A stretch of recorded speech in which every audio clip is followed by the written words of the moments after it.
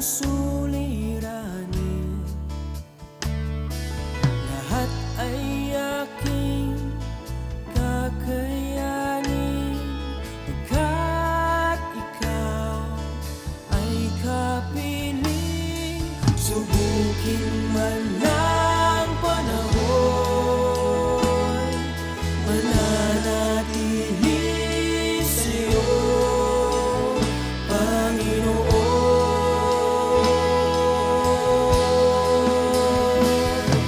Walang alinlangang maglilingkod, walang pangambang sa'yo ay susunod.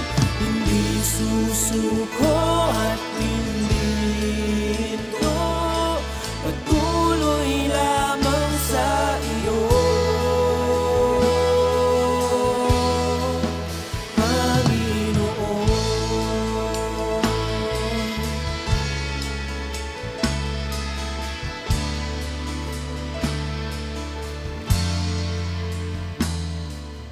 Ikaw ang Amen. So, isang mapagpalang araw na naman po, mga magulang, mga kapatid. Muli tayo nandito upang mag-aral ng kanyang salita sa tinig ng pag-asa. At natapos na po ang buwan ng Nobyembre. Ngayon po ay pumasok na tayo sa buwan ng Disyembre. Kung saan ang binigay ng ating Panginoon sa pamamagitan ng ating bishop is new things are coming. Amen. So, may mga bagong bagay na naman daw na darating sa ating buhay. At yan po ay matatagpuan natin. Ang key verse niyan is sa Isaiah chapter 42 verse 9. So bago po natin basahin ang kanyang salita, tayo po muna yung manalangin. Nanyayahan ko po kayong pumikit at sama-sama po tayong manalangin. Ama namin Diyos na banal, na makapangyarihan, sa pangalan ng aming Panginoon Jesus. Maraming salamat Panginoon sa araw na ito na kami mag-aaral na iyong salita. Binubuksan po namin ang aming puso. Ikaw po ang siyang magpasok ng mga magagandang bagay sa aming mga buhay. Salamat Lord God, Banal na Espiritu, ikaw po ang siyang magpaunawa sa lahat ng aming pag-aaralan, pagbubulayan ngayong araw na ito. Sa pangalan ni Jesus, Amen. Amen. So muli, isang mapagpalang araw po sa buhay ng bawat isa. Sa lahat po na nakikinig. At basahin po natin sa Isaiah chapter 42 verse 9. Sabi po diyan, ang mga darating pahayag ko ay natupad na. Mga bagong bagay ang sasabihin ko ngayon bago pa mangyari ang mga ito. Amen. So sabi po dito ni Isaiah, ng ating Panginoon, Isaiah, yung mga bagong bagay daw po ang mangyayari sa ating mga buhay. Pag sinabi pong bagong bagay, ibig sabihin, hindi mo pa nakikita. Di ba? Hindi mo alam yung bagong bagay na darating sa buhay mo. Amen. Kaya nga po, pag sinabi rin uling bagong bagay, ibig sabihin, ang kailangan natin gawin, before we experience the new things, meron lang po akong tatlong bagay na ipag-share po sa inyo. Tatlong bagay lang po ito. Napakabilis intindihin. Una, bago mo experience yung bagong bagay, kailangan handa ka. Be ready. Amen. Dahil sa Panginoon, hindi ito katulad ng, kunwari, example natin pag sinabing bagong bagay sa mundo. Bagong cellphone, yan, excited ka dyan. Sa Panginoon po, hindi. Iba po. Amen. Sa spiritual po na aspeto, iba po. Kapag sinabing bagong bagay. Diba? Talagang haharap ka sa panibagong bagay, new challenges, maraming pagsubok na naman, may problema, may pagsubok, di ba? Bago mo ma-experience yung bagong bagay, meron kayong kailangan pagdaanan. Amen. Hindi naman kasi sinabing nasa atin coming, di ba? The new things are coming. Ibig sabihin, paparating pa lang. Hindi pa natin nakikita. Makikita mo yung paparating na yun kapag sinalubong mo. Amen. So, ibig sabihin, pag sinalubong mo, dapat pasulong ka. Amen. Pasulong tayo sa pananampalataya, pasulong tayo sa paglilingkod, hindi ka dapat umaayaw, kahit anong naririnig mo, tuloy ka pa rin, di ba?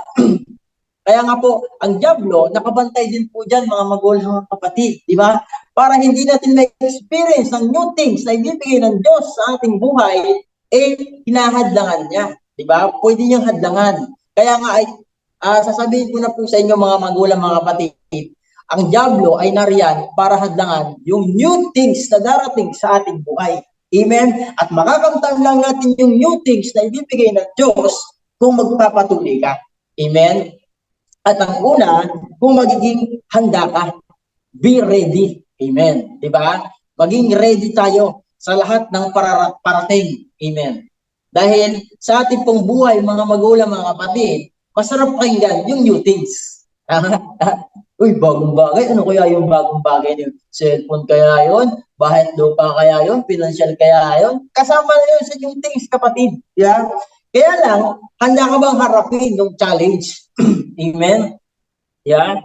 Handa ka bang harapin yung panibagong yugto, di ba? Na pagsubok, problema, di ba? Bago mo po marating niya, bago po natin makamtan yung new text, maniwala po kayo mga magulang, mga kapatid. Meron tayong kaharapin. Kaya nga ang gusto ng Diyos, be ready. Amen. Di ba? Hindi ka pwedeng tumanggap ng isang bagay. Lalo, kailangan din kalimutan mo yung mga nakaraan mo. Hindi ka pwedeng tumanggap ng bago kung meron ka pang luma. Amen. Kasi ang karakter kasi natin ay sayang to eh. Diba? Bagamat may paparating ng Diyos, hindi maibigay-bigay sa atin kasi gusto mong manatili sa luma. Amen. Diba? Kailangan, tanggalin mo yung luma. Baklasin mo yung luma. Ayawan mo yung luma. Diba? Hayaan nating maramdaman natin pumasok yung bago. Amen. Kasi kung hindi mo hahayaan pumasok yung bago sa buhay mo na gustong ibigay ng Diyos, gusto mo pa rin manatili sa luma, manatili kang bansot na isang Kristiyano. Amen. Hindi po dito usapin yung, new things, marami sigurong financial na darating. Yung usapan po natin dito, spiritual, kapatid. Diba? Panibagong kalakasan sa paglilingkod, bago po yan. Double portion ng anointing, double portion of blessing, di ba? Pataas na aspeto ng pagsamba, pataas na aspeto ng pagpupuri. Yan po yung mga bago, di ba? Na gustong ibigay sa atin ng Diyos. Na dati ang pagpupuri mo is ganito lang, di ba? 1 lang. Kailangan sa bago, bibigyan ka ng Diyos ng 3, 4, 5 na antas ng pagpupuri. Amen? Na paglilingkod. At makakamtan mo lang yan, mga magulang, mga atin, kung susuungin mo yan.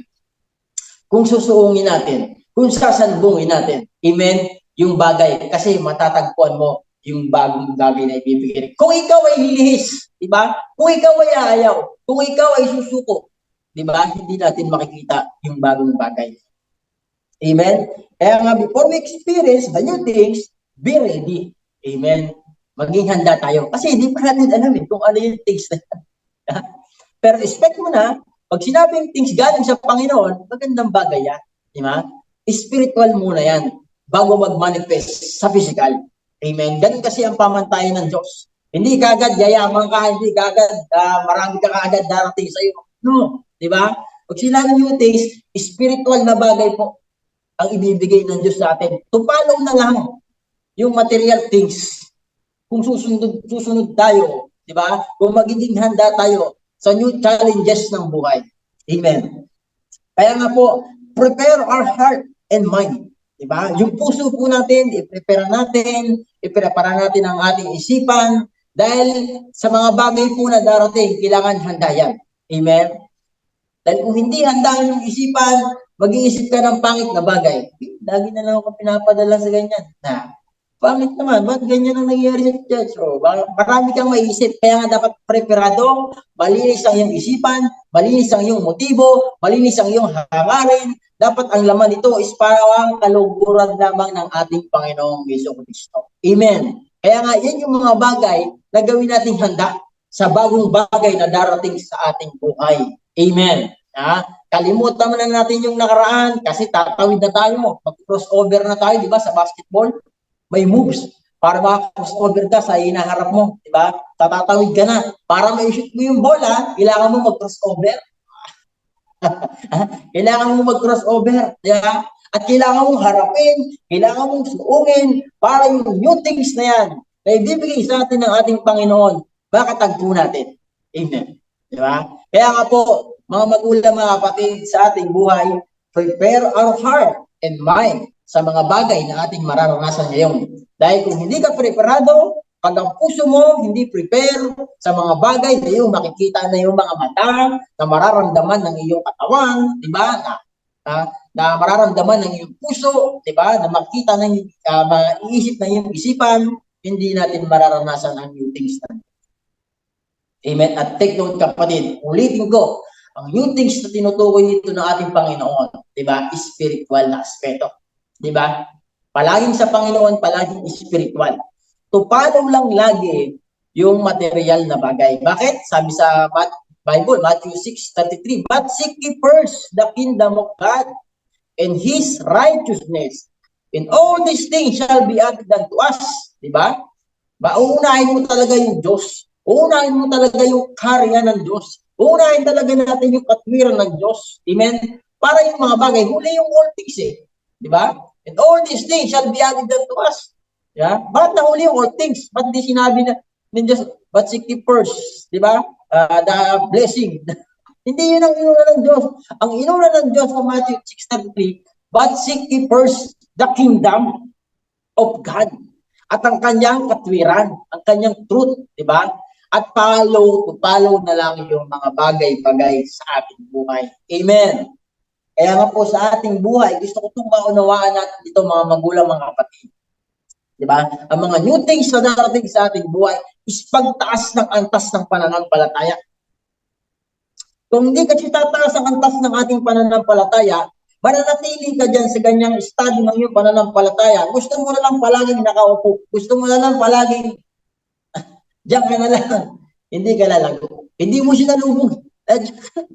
Ha? Katulad ng ginagawa ng ating bishop, mga bagong bagay ang kanyang nararanasan, mga bagong bagay, bagong lugar, new things yung dumarating. Diba? Kasi sinasalubog. Diba? Kaya nga sa aking buhay, gusto ko rin, Lord, bigyan mo ko ng katatagan sa paglilingkod na ito. Yan. Bigyan mo ko ng kalakasan ng loob, Lord, na maharap ko, Panginoon, yung mga bagay-bagay, Panginoon.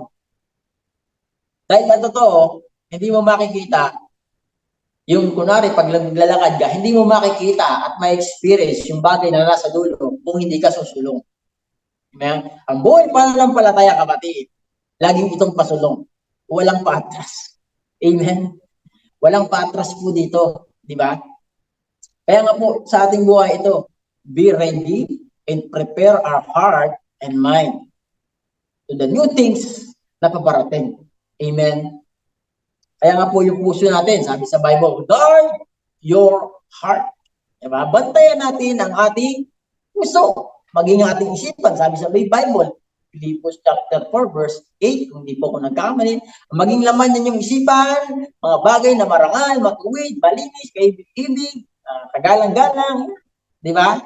Dahil kung hindi yan ang laman ng isipan mo, kung ang laman ng isipan mo, pride, galit, inggit, ano pa ba? Wala ka na self-control, hindi mo mararanasan yung new things ng Diyos. Amen? Sarap kayong pakinggan yung new things. Pero, meron tayong kalakip na dapat gawin. Amen. Yun nga ay maging handa. Kaya sabihin mo sa sarili mo, maging handa ako. Maging handa ako sa lahat ng bagay na pararating. Bakit? Take note. Narinig ng kaaway yung pangako ng Diyos na binitawan niya sa pamagitan ng ating bishop. Binigay kay bishop at ibiniba sa atin. Narinig ng kaaway po yan. At yan ang babantayan ng kaaway. Amen. Para hindi natin na-experience yung mga bagay na ibibigay sa atin ng Diyos.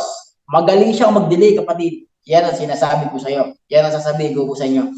Magaling siyang mag-delay sa mga bagay na gustong iparanas sa atin ng Diyos.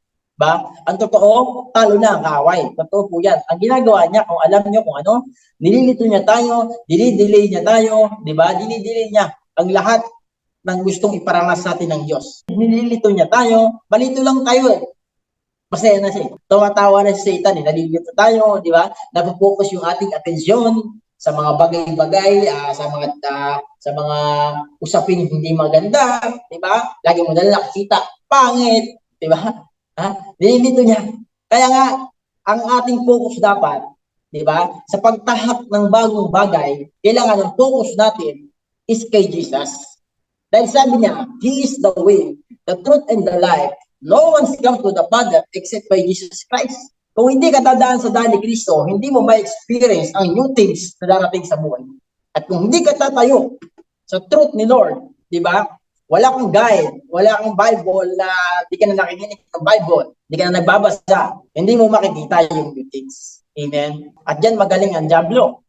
Para hindi mo makita ang new things na ibibigay natin ng Panginoon, lilituhin ka niya. Amen. Take note kapatid, ulitin ko sabi new things bago, hindi mo pa alam. Hindi pa natin alam. Malalaman lang natin kung hinakbangan mo na. Kung hinakbangan na natin. Amen. Kumbaga, surprise. Kumbaga, masusurpresa ka. Mamamangha ka. Di ba? Kumbaga, magiging iba yung pakiramdam mo kapag nakita mo na, ito pala yung pinipira sa akin ng Diyos kasi humakbang tayo. Amen. Ang sikreto, humakbang. Amen. Sa Bible, merong si Abraham, di ba? Bago niya naranasan yung new things na pinaranas sa kanya ng ating Panginoon, humakbang po siya, di ba? Ito po ibigay din sa akin ng ating Panginoon sa Genesis chapter 12, verse 1, di ba? Alam po natin yan kay Abraham. Sabi niya sa verse 1, sinabi niya kay Abraham, lisanin mo ang iyong bayan, ang tahanan ng inyong ama, at magka-kamag-anak, at pumunta ka sa bayang ituturo ko sa inyo. Amen? So merong ang Diyos na ipaparanas kay Abraham, di ba? Ang kailangan gawin ni Abraham, iwan. Di ba? Hindi naman literal na iiwan. Ibig sabihin, nandiyan pa rin naman yung kamag-anak ni Abraham. Hindi naman mawawala. Ibig sabihin, mas unahin mo ang Diyos. Di ba? Hindi pag sinabi sa Bible, iwan mo yung mahal mo sa buhay, literal mong iiwan. Hindi. Iwan mo yung mga trabaho mo, literal mong iiwan. Hindi. Ang ibig sabihin po ng sinasabi dito, di ba? Unahin mo ang Diyos. Di ba? Kung ikay may trabaho, katulad ko may trabaho, iniiwan mo yung trabaho para mauna mo yung Diyos. Yun po yung ibig sabihin nito. Hindi yung sasabihin mo, iwan mo. Kasi kung babasahin po natin ito, pinabalik na ni Abraham yung kanyang tulong para mapangasawa niya doon si Isaac. So, hindi po literal mo iiwan yung iyong mahal sa buhay. Hindi mo literal nga iiwan yung mga tatay mo, i-abandon. No, hindi. Ibig sabihin, seek ye first the kingdom of God. Diba? Hanggat kaya mo may pagkakataon kang unahin ang Diyos, unahin mo ang Diyos. Amen. Katulad ni Abraham, may pangako sa kanya ang Diyos, doon ay pagpapalain kita. Ang sino magpala sa iyo ay pagpapalain ko. Ang sino mang sumumpa sa iyo ay susumpain ko. Dadami rin ng iyong lahi, ang mga anak mo at apo, dadami. Diba? Yun yung pangako ng Diyos. Sa new things na ibibigay sa atin ng Diyos, kalakitan po yung pangako. Amen. Na mararanasan natin kung susunod ka. At take note mga magulang, mga kapatid, si Abraham yung sumunod, hindi madali. May mga challenges sa buhay. Kaya nga, ang una ko dito binigay sa akin ng Panginoon, revelasyon, maging handa ka. Be ready. Prepare our heart and mind sa mga bagong things o new things na paparating sa ating buhay. Kaya nga po, sabi po dito, forget the old things and face the new things. Yan. Meron ka mga bagay na dapat kalimutan na hindi magbibinipisyo sa iyong pananampalataya. Meron ka naman din dapat balikan. Diba? Yung balikan mo is yung nagbibinipisyo sa iyong pananampalataya. Amen. Diba? Ganun lang po sa paglilingkod, mga magulang, mga kapatid. At dito po sa paglilingkod, wala po ditong patagalan. Wala po ditong pagalingan. Isa lang ang magaling. Ang Diyos lang ang magaling na magbibigay sa atin ng panibagong lakas, magbibigay sa atin ng panibagong kaalaman, magbibigay sa atin ng panibagong wisdom, revelation. Hindi po ba? Once na inuuna mo ang Diyos, meron kang new revelation Diyos. Once na inuuna mo ang Diyos, diba? Yung new things, mabilis. Amen. Kaya po, iwan mo mga bagay na nag-iingat lang sa pananampalataya mo. Ayan. Check our heart. Check ourselves, diba? I-evaluate natin. O ilang taon ka ng Kristiyano? O gusto mo pa rin ba sa old? O gusto mo nang lumipat sa new? Nasa iyo po ang pagdidesisyon, mga magulang, mga kapatid. Pero, sabihin ko sa iyo, mas piliin mo yung bago. Dahil sa bago, mamamangha ka. Diba? Kasi luma, sanay ka na. Pero sa bago, na ibibigay ng Diyos, sasamahan tayo ng Diyos, pagpapalain tayo ng Diyos, bibigyan niya tayo ng spiritual na aspeto na mataas, na high level praise and worship, high level na pagkukuri, di ba? High level na pananaw, pag-iintindi. Yan yung pangunawa ko sa new things na bibigay sa atin ng ating Panginoon. So follow na lang po talaga yung material, di ba? Kaya nga po tuloy natin. We need to trust sa mga bagay na bago na ibibigay ng Diyos. Kailangan nating magtiwala sa mga bagay na ibibigay ng Diyos. Bagamat hindi mo pa nakikita, pero nagtitiwala ka. That's faith. Diba? Sabi sa 2 Corinthians 5:7, live by faith, not by sight. Amen? Sa paghakbang natin, para maranasan natin, ma-experience natin na new things, live by faith, not by sight. Kasi kung ang sight ng ating pahiralin, mahirap. Diba? Makikita mo kagad yung kakulangan, makikita kagad natin ang hirap, painit, diba? Aayaw ka kagad, marami kang magiging dahilan. Marami po tayong magiging dahilan. Amen. Kaya nga po sa ating buhay, mga magulang, mga kapatid, sa bagong bagay na ibibigay ng Diyos, kailangan live by faith, not by sight. Faith talaga yan. Kasi hindi mo pa alam yung bagay na yan. Amen? Hindi pa natin alam yung bagay na darating. Pero expect mo na, pag sinabi yung bagong bagay, maganda yan sa Panginoon. Pero sa paningin ng tao, pangit. Totoo po yun, di ba? Katulad ng mga Israelita, inilabas sa Ehipto, di ba? Gutom sila. Anong nakita nila? Pangit. Pangit naman talaga. Maglalakbay ka sa disyerto. Magugutom ka. Kaya nga maraming nagreklamo ng gutom di ba? Pananaw ng tao yun.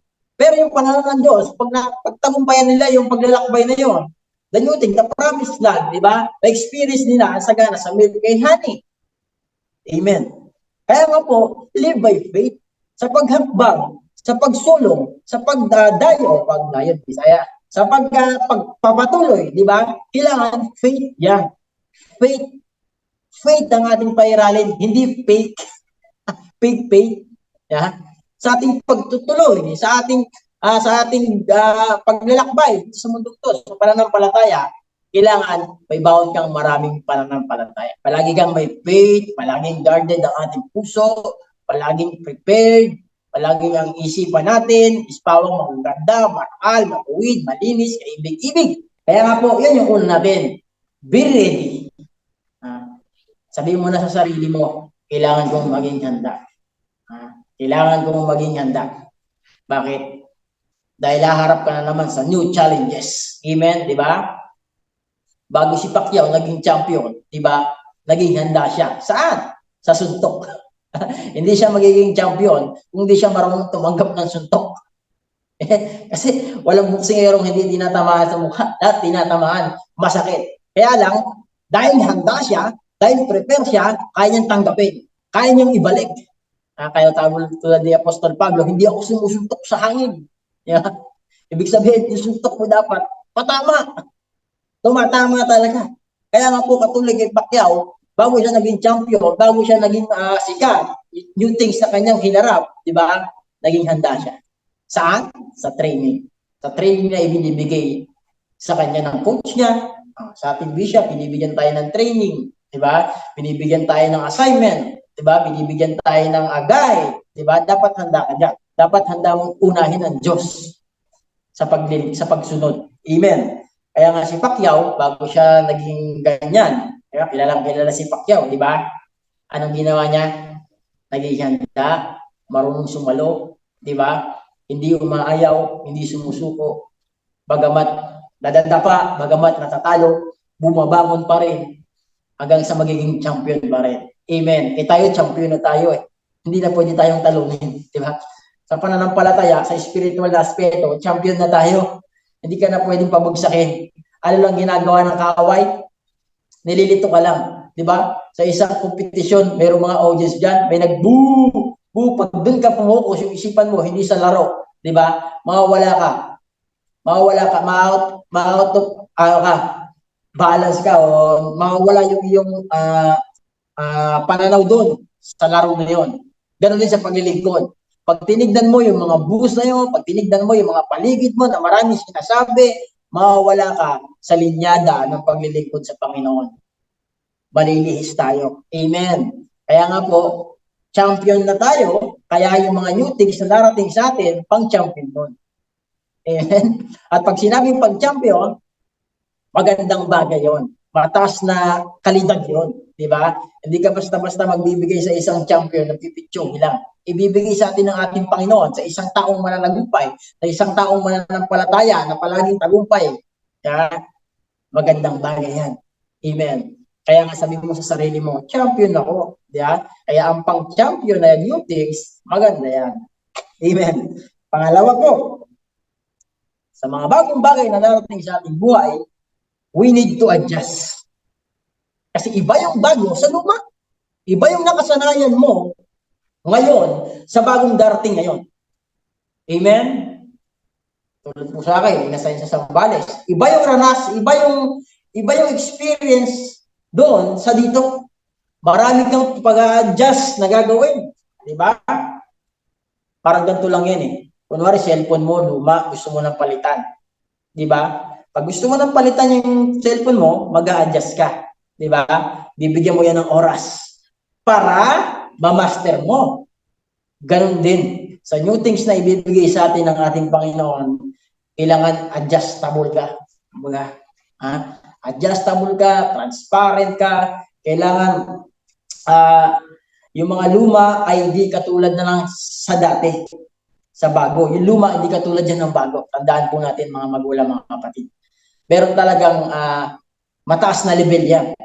Di ba? Na mga kapaka, na katulad nga po sa akin sa Sambales, nakakapa, di ba? Pero pinagkakatiwala ko sa Panginoon ang lahat ng mga bagay-bagay. Amen. Ang kailangan lang sumunod, di ba? Huwag kang masyadong masasalita, di ba? Kailangan patuloy lang sa paglilingkod. Kaya nga po, we need to take time. Ayan. Sa pag-a-adjust mo, kailangan mo bigyan ng oras dyan. Di ba? Sa bagong bagay na darating na yan. Kailangan mong pagplanuhan, kailangan mong lagyan ng diskarte, hindi bara-bara, dahil bago yan. Isang pagkakamali mo sa bago, di ba? Isang sa cellphone lang. Isang pagkakamali mo, masisira. Di ba? Kaya kailangan mong araling mabuti. Yung mga bagay na darating sa'yo, parang ganito, new things. Kanyari, meron ka na makakasamang mga bagong tao. Pag sinabi maraming makakasama kang ibang mga tao, iba-iba ugali niyan. Sino mag-a-adjust dyan? Ikaw at ako. Yung mga taong binigyan ng Diyos ng bagong bagay. Kasi yung mga bago, yung mga tao, dinikit lang sa atin ng Diyos yan. Di ba? New things yan. Di ba? Kung palagi mo titignan yung mali niyan, mawawala yung new things na yan. Amen? Pag palagi ka nakapokus sa mali niya, hindi ang isipan mo is nakaset sa ayusin, puro mali, nakikita mo, di ba? Mawawala yung new things. Ibig sabihin, bago yan, aralin mo yan. Aralin natin yan kung paano natin mapapasok, paano natin magagalawan ng maayos, may ayos, di ba? Para TV, pag bumili ka ng bagong TV, di ba, kinakalikot mo. Lahat ng bagong bagay, kinakalikot mo pag bago. Amen? Binibigyan mo siya ng oras, ba? Para masanay ka na sa isang bagay na yun. Ganun din sa atin. We need to adjust. Tayo po ang mag-a-adjust sa mga bagong ibibigay ng Diyos sa ating buhay. Hindi yung bago. Amen? Nagigis niyo po ba? Tulad po sa atin ngayon, marami tayong binubuksan. Amen? Ba? Yung mga binubuksan ng Panginoon na ginagamit ang ating bishop, bago po yun. Amen? Sino mo mag-a-adjust? Sila. Ibinigay sa atin ng Diyos yun. Yeah? Tayo ang mag-a-adjust. Yeah? Yung binigyan ng bago, yun ang mag-a-adjust. Amen? Hahanapin natin kung paano ba ang tamang proseso, paano lalago, ganun po. Amen? Kaya nga kung hindi ka marunong mag-adjust, ipipilit mo, i-insist mo, di ba? Ibago nga yun. Kailangan turuan. Kailangan bigyan ng ating pamantayan. Nang may love. Amen. Kaya nga, we need to take time, we need to trust the timing of God. Kailangan nating timingan ng Diyos. Yung timing ng Diyos, yung dapat ang palagi natin kasama. Ako, experience ko po, may mga bagay akong gustong mabili, pero hindi ko binibili. Biglang may dumadating sa buhay ko. Ang pamantayan ko kasi, pag wala akong pera, hindi para sa akin yan. Ibig sabihin, may libre. Katulad, isang patotoo na lang po, katulad ng tools, wheel. gusto kong bumili ng tools. Pero kulang pa sa budget. Yung tools na binibenta, nag-Christmas party. Yun, nabigyan ako ng tools na gusto ko yun. Di ba? Trust to the timing of God. Huwag kang mainip. Amen? Ang tao kasi gusto niya, ganyan, ganyan, kahit walang pera, mangungutang, mangungutang para makabili. Mali. Diba? Kung talagang nasa Panginoon ka, mga magulang, mga kapatid, di ko naman nilalahat. Diba? Kaya mo yung timing ng Diyos. Yung magiging masaya ka. Hindi pa mabubutas ang bulsa mo. Hindi pa sasakit ang ulo mo. Amen. So marami na ako experience. Bike, yan. Kunyari bike po. Galing po ako ng siguro ng ano yun, ng Luminos. Lord, sabi ko, gusto kong magka-bike. Wala naman akong pabili. O may ginamit ng Diyos na binigyan ako ng bike. Ha? Kaya may bike ako ngayon. Amen. Magaling po ang Diyos eh. Ang kailangan lang natin gawin, seek ye first the kingdom of God and His righteousness.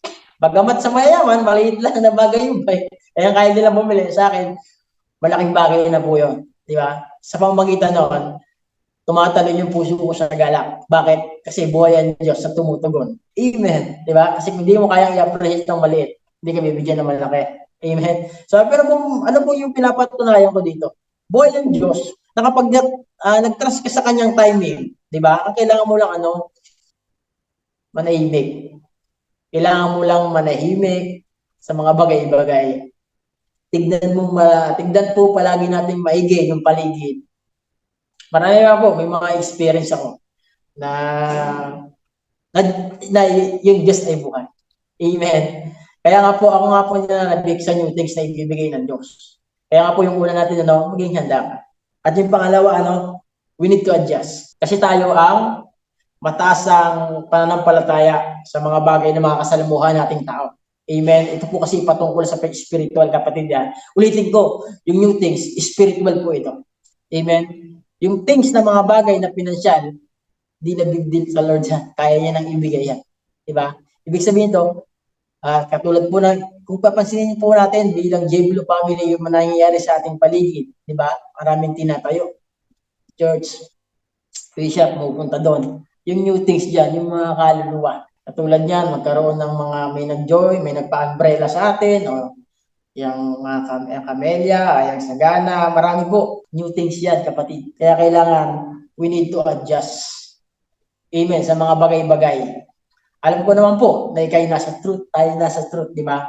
At meron kang Holy Spirit na nakakasense. Amen. Praise the Lord. Tuloy po tayo. Pag tag-ulan, dapat dala mo payong di kabote. Amen. Tama, di ba? Kasi kailangan, pag may bagong bagay, kailangan adjustable ka. Pag tag-ulan, syempre, dala mo payong.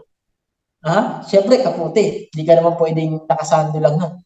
Pag tag-init, kailangan nakasando ka lang. Diba? Ano pong pinupunto ko dito? Kung ano yung dumating, katulad nga ni Apostol Pablo, di ba? Tama, ni Apostol Pablo, di ba? Kapag hintil ang kasama niya, nagpapakahintil siya. Pag Hudyo, nagpapakahudyo siya. Pero hindi ka naman makikisama. Ibig sabihin, kaya mong bagayan yung darating sa buhay mo na ibibigay ng Diyos. Amen? Kaya nga, we need to adjust sa bagong bagay. Take note, kapatid, lahat tayo bibigyan ng Diyos ng panibagong bagay batay sa ating pananampalataya, batay sa ating kakayahan.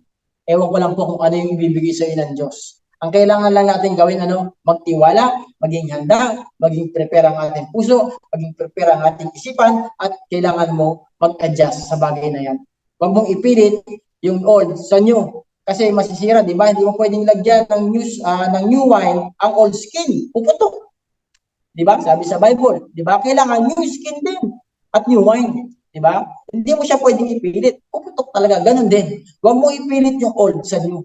Amen? Gusto ka na nga ng Diyos ilipat sa new, gusto mo pa rin sa old. Di ba? Ano mangyayari sa'yo? Bansot. Magiging Kristiyano kang bonsai lang. Bonsai. Maganda pa yung Japan display, pero hindi tumataas. Amen. Kaya tuloy po natin. Ang pangatlo po natin, accept and embrace the new things. Yan. I-accept mo siya, i-embrace mo siya, di ba? Yung mga bagay na yan, na ibibigay sa iyo ng Diyos. Kasi kung hindi, mawawala po yan. Tama? Mawawala po yan. Season lang po yan. Pag season ng tagmangga, harvestin mo yung mangga. Kasi pag nalipasan po tayo ng season ng pagtagmangga, mabubulok yung mangga, wala tayong mapapakinabangan. Pag nilipasan ka rin ng new things na gusto nang ibigay sa iyo ng Diyos, hindi ka sumusunod, hindi tayo sumusunod, Lilipas lang yun, hindi mo mararanasan. Hindi natin ma-experience. Kaya nga, embrace it, di ba? Accept it. Kasi kung hindi natin gagawin yun, di ba? For example na lang, ganito. O gusto ni Bishop maging ina-assign ka sa ganyan, ayaw mo. Marami kang dahilan na hindi naman valid. Di ba? Hindi ma-experience ba natin? Ma-experience ba natin yung new things na yun? Hindi. Marami tayong dahilan eh. Ha? Kaya nga po ako bilang akong isang mananampalataya na pinipili kong matupad, pinipili kong gampanan. Dahil alam kong sa Diyos galing yun. Hindi kay Bishop yun. Amen. Kaya nga po sa ating buhay mga magulang, mga bagamat mahirap, talagang mahirap. Talagang tatanggap ka ng suntok katol kay Pacquiao. Kaya kailangan, handa ka dyan, matigas sa iyong katawan, hard training ka. Dami na po nating training. Ang kailangan na, humakbang na. Ang kailangan na, sumunod na. Ang kailangan na, preparado ka na eh. Yeah? Ang problema, ayaw mo iwan yung old things eh. Yeah? Kaya nga sabi, di ba, sa 2 Corinthians 5:17 ba yun, kung di ko ako nagkamali, kasi naman nakipag-isa na kay Kristo, eh, bago nang nilalang. Bago ka na eh. Bago na tayo eh. The old has gone, the new has come. Ibig sabihin, yung luma mo, wala na. Bago na. Eh, ganoon ang Lord. The love of God is new every morning. Amen. Ha? Kaya nga, ang Diyos ay Diyos lagi ng kabaguhan. Diyos lagi ng level up. Magle-level up ka lagi ng magle-level up pag na-Lord ka. Magtaka ka pag di ka nagle-level up. Ha? Ibig sabihin, hindi mo hinaharap. Tago ka ng tago. Amen. Tuloy po natin. Yun, accept and embrace the new things na paparating. Ha? Ano man ang ating makikita at madarama, continue to serve and obey God. Ano man daw yung darating sa buhay mo, problema man, pagsubok mo, minsan gagamitin ng iyong mahal sa buhay, minsan gagamitin si brother, si sister, di ba? Tuloy lang. Embrace mo lang yung pinapagawa sa atin ng ating Panginoon. Dahil ang Diyos naman magre-reward. Amen? Kaya nga, tuloy-tuloy lang ang paglilingkod po sa ating Panginoon. Never stop. Di ba? Never quit. Move forward. Huwag kang ihinto. Hanggang ma-hit natin yung peak ng new things. Di ba? Take note siya pa din. Itong buwan lang yung new things. Pero totoo, hindi. Lagi-laging may bago ang Diyos. Amen? Kasi magpo-crossover na naman tayo sa next year, 2023. Di ba? Kaya nga po, binibigyan tayo ng Diyos ng mga salita, ng mga aral, para ating hakbangan, ating tayuan, ating gawin sa ating buhay. Amen? So, yan po yung tatlo. Ano po yung una natin? Ang una natin, be ready. Under ng be ready, prepare our heart and prepare our mind. Ang pangalawa natin, we need to adjust. Di ba? Ang luma ay di na katulad ng sa bago. Kaya kailangan mo mag-adjust dyan. Di ba?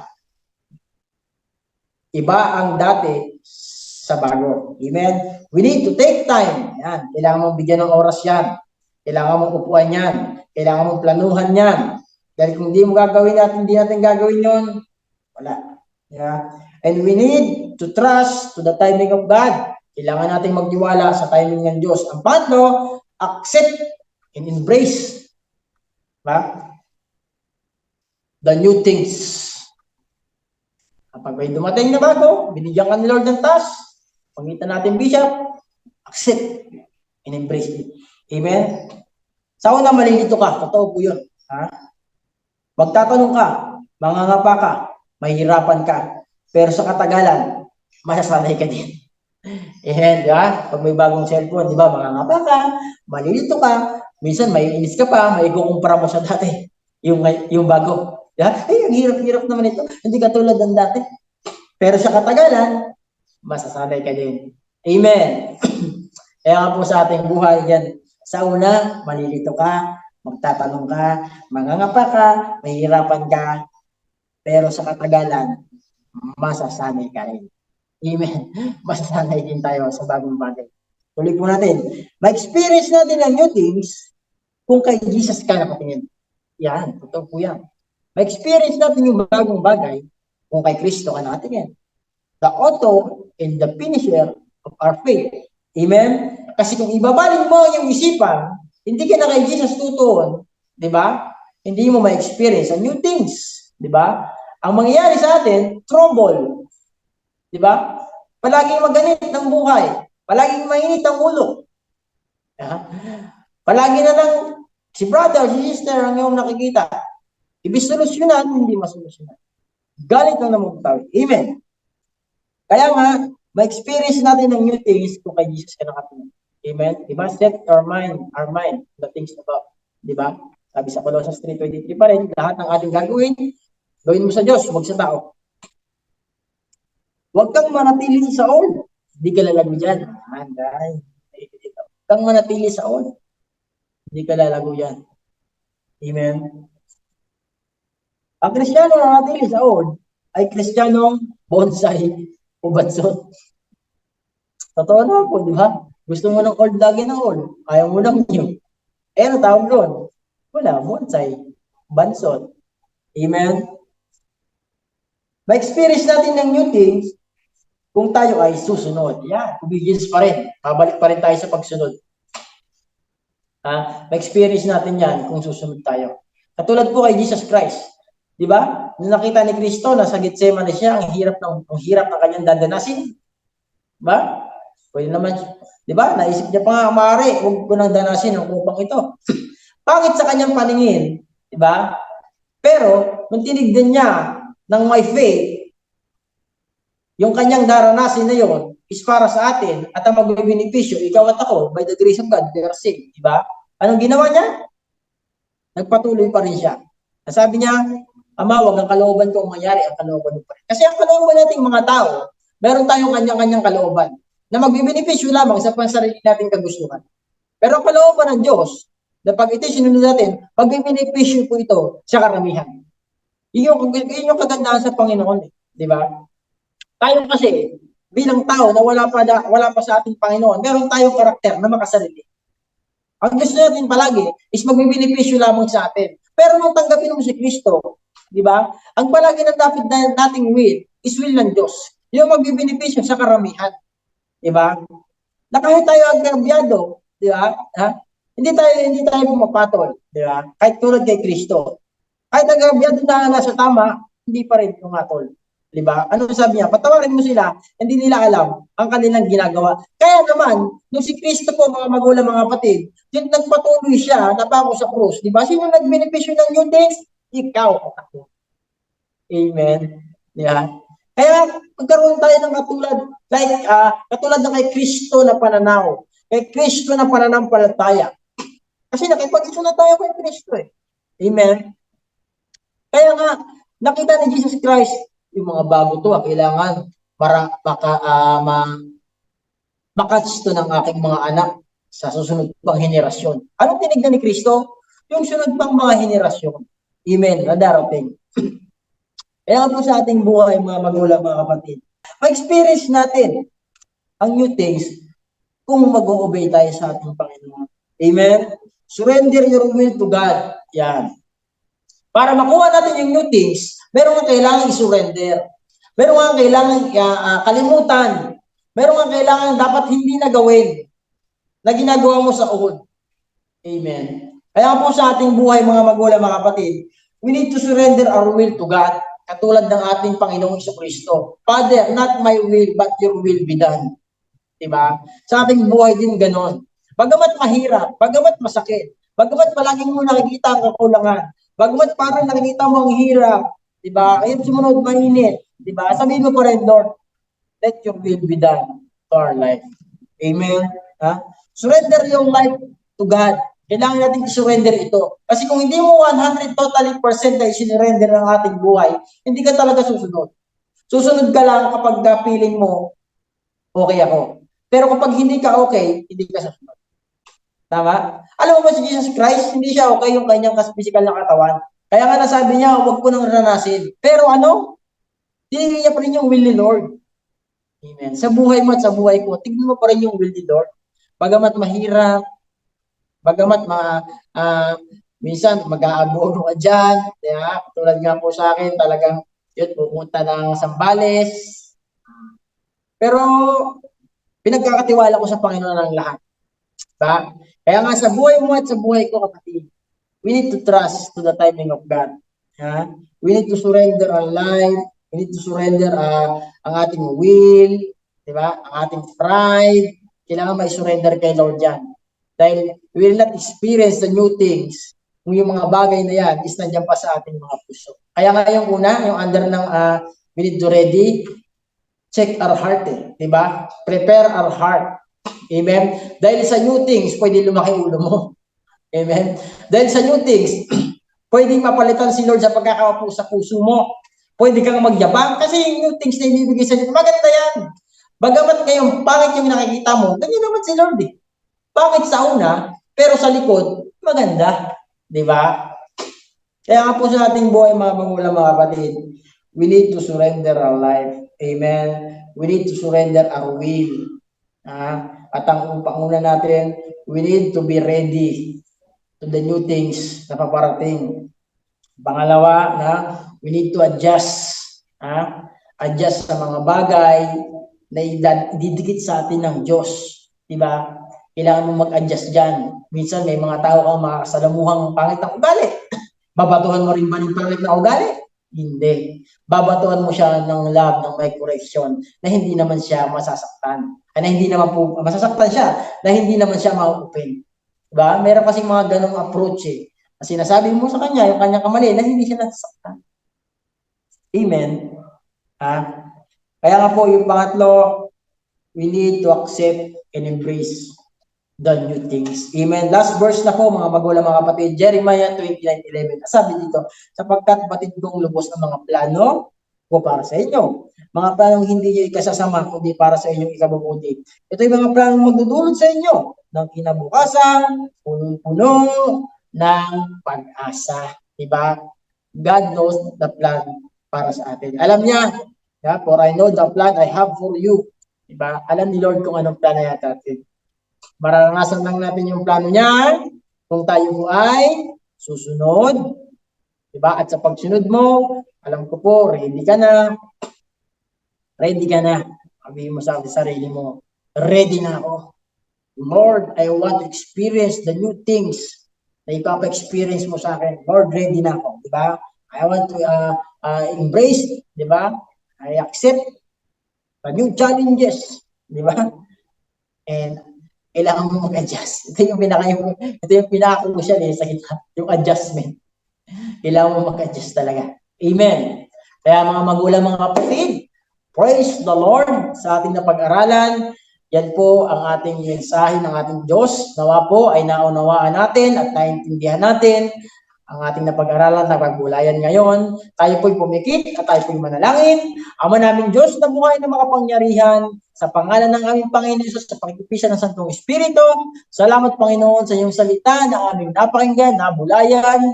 Dalangin ko, O Diyos, ito po'y natanim sa pinakamatabang parte ng puso ng bawat isang nakinig at ito po'y tumubot mamunga ng marami at sagana, Panginoon. Salamat Lord. Dalangin ko Panginoon sa aking mga kapatid, Panginoon, gawin mo po silang handa, Panginoon, at tunay nga, O Diyos, ang kalooban mo, mangyari sa kanilang buhay, Panginoon, at mangyari, O God, ang pagpapalat, biyaya mo, Panginoon, ay ma-experience para nasa nila. Salamat, Lord, at dalangin ko, Panginoon, merong karamdaman, O God, in the name of Jesus, Lord. Pakigalingin po sila, by your stripe, we are healed. Dahil hindi po nila mararanasan experience, may experience ang new things kung sila may karamdaman. Lord, in Jesus' name, I declare healing, Panginoon, sa lahat ng merong nararamdaman sa kanilang katawan, dahil ikaw ang aming dakilang manggagamot, Panginoon, at kung meron man nagkukulang, O God, sa pinansyal, Lord, in Jesus' name, patanayan mo ikay Diyos na nagpo-provide ng lahat ng pangangailangan ng iyong mga anak na nakitiwala sa iyo, O God. Salamat, Lord God. We praise you, Lord. Honor you. In Jesus' mighty name, we pray. Amen. So magandang, mapagpalang buhay po sa buhay ng bawat isa. At dalangin ko po, kayo ay gabayan ng ating Panginoon. God bless you and God bless us all. Praise the Lord. Amen.